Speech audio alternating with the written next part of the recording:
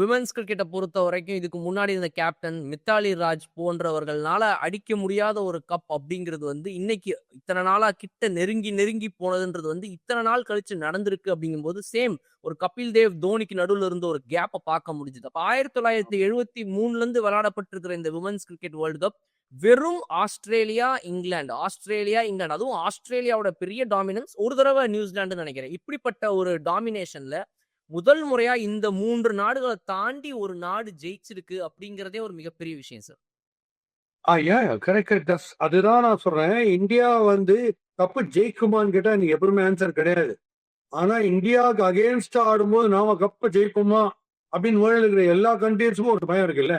அதுதான் நம்மளோட ஃபோர்ட்டே, நம்மளோட ட்ரம் கார்டே அதுதான். அத்தனை பேருக்கும் தூக்கம் போகும்.